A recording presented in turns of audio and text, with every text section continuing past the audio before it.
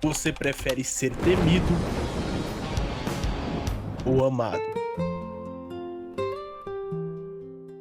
Se você respondeu que prefere ser amado, segundo Maquiavel, você é um bananão. É possível. Perdão. Eu acho que eu exagerei nos xingamentos. Feijão com farinha? Mas sabe por que Maquiavel pensava assim? Segundo ele, o amor é capaz de ser rompido e depende da vontade das pessoas. Elas podem amar você por interesse ou medo e podem abandoná-lo. É um sentimento que pode ser contrariado. Agora, quando você é temido, as pessoas pensam duas vezes antes de trair você. As pessoas têm medo de você. Assim você conquista a partir do medo, que é um sentimento que não pode ser contrariado. Você não pode ignorar esse sentimento. Essa é apenas uma das ideias mais polêmicas de O Príncipe, um dos livros mais influentes da filosofia e da política. E por isso, no vídeo de hoje, veremos o paradoxo do príncipe perfeito com Maquiavel. Nicolau Maquiavel nasceu em 1469 na cidade de Florença, na Itália, durante o período do Renascimento. Ele trabalhou como diplomata e acompanhou de perto guerras, alianças, conspirações e a queda de governos, experiências que moldaram a visão sobre o poder. Em 1513, após perder seu cargo político e ser afastado da vida pública, Maquiavel escreveu uma das suas obras mais famosas, O Príncipe, que foi publicada apenas em 1532, 5 anos depois da sua morte. Longe de ser apenas um tratado filosófico, O Príncipe foi escrito sobre como conquistar, manter e fortalecer um governo. Bom, eu acho que você já ouviu falar do termo maquiavélico.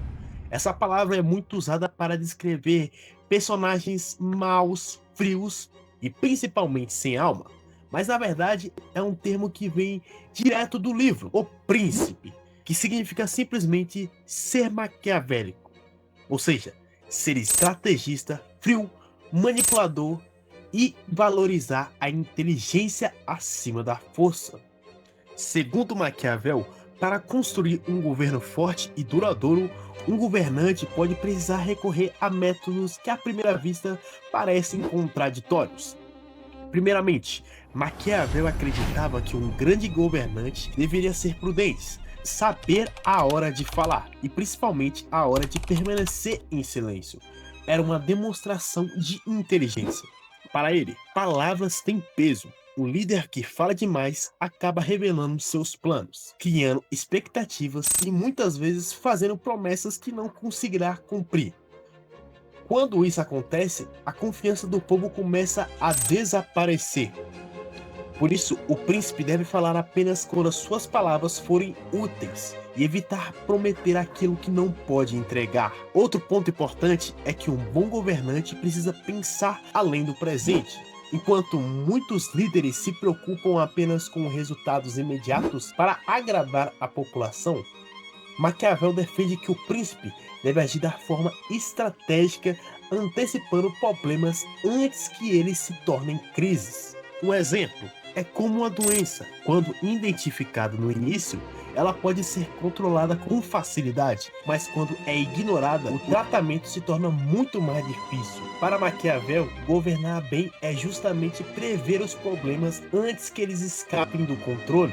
Além disso, Maquiavel ensina que um grande governante jamais deve desperdiçar as oportunidades que a vida lhe oferece.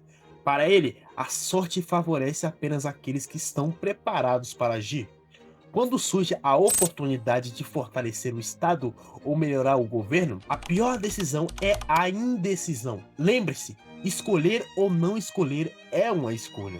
Lembram que no início do vídeo eu perguntei se era melhor ser amado ou ser temido? Se fosse obrigado a escolher, Maquiavel responderia: é mais seguro ser temido do que amado. Mas não confundam ser temido com ser odiado. Esse é um dos pontos mais importantes de O Príncipe. Eu sou mais louco que todos vocês. Sim.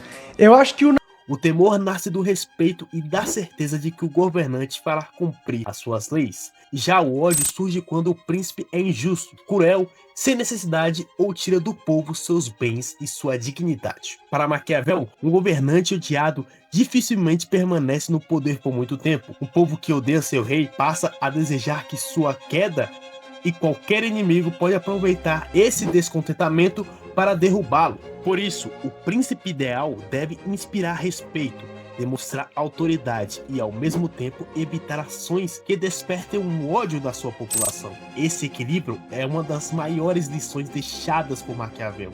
Agora, do ponto de vista político, é aqui que Maquiavel rompe completamente com a tradição filosófica que existia antes dele. Filósofos como o Platão defendiam que o governante ideal deveria ser um homem justo, virtuoso e guiado pela razão e pela moral. Em sua obra A República, Platão descreve o chamado rei filosófico, alguém que governaria porque possui sabedoria suficiente para conduzir a cidade ao bem comum.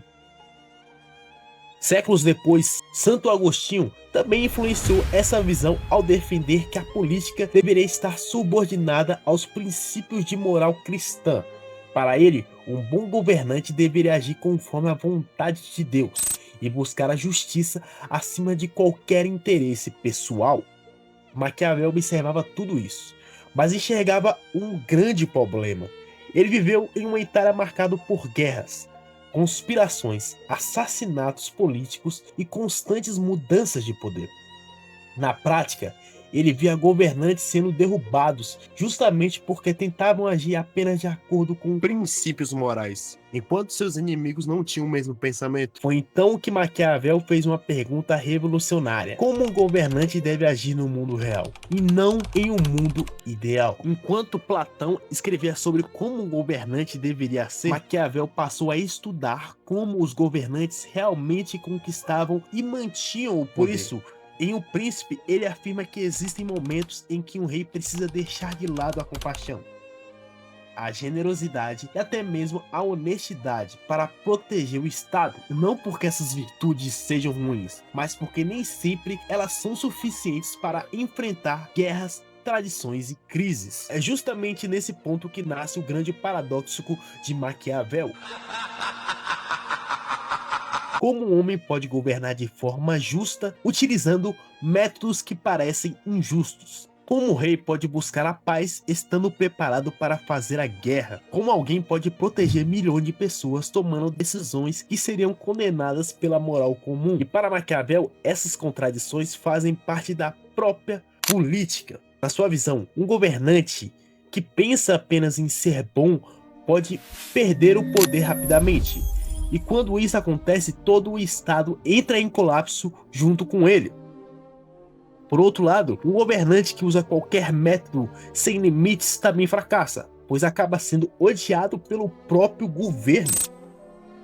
E aqui a gente vê o principal motivo do príncipe existir. Não era só para manter um governo perfeito, até porque, segundo ele, era impossível ter um governo perfeito, mas era para o governante se manter mais tempo no poder.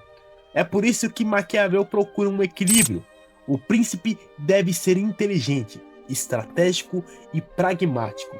Deve saber quando agir com bondade e quando agir com firmeza.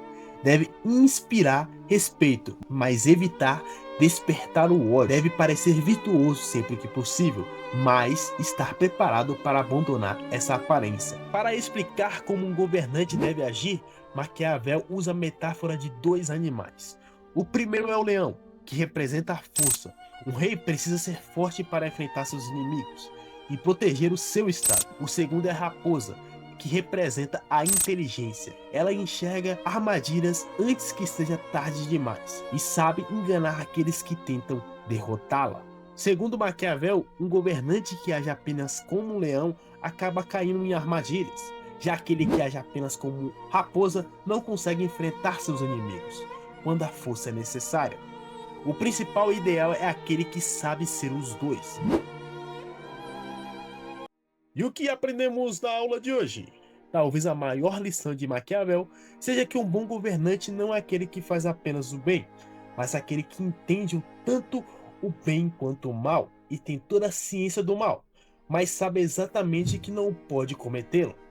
Isso sim é um homem bom, porque cada atitude pode colocar o Estado em risco. Na visão de Maquiavel, governar exige responsabilidade. Existem momentos em que a bondade é suficiente, mas existem outros em que a realidade obriga o governante a tomar decisões duras para preservar a ordem e evitar um mal ainda maior. Imagine uma linha, ela começa lá no alto, depois desce, e enfrenta algumas curvas, obstáculos e alguns momentos difíceis. O que realmente importa não é o caminho que essa linha percorre, mas onde ela termina. Se no final ela volta ao topo, significa que o objetivo foi alcançado. É exatamente essa lógica que Maquiavel apresenta em O Príncipe. O governante será julgado acima de tudo pelos resultados que entrega ao seu estado. Por isso, muitas pessoas resumem toda a obra de O Príncipe com a frase: Os fins justificam os meios.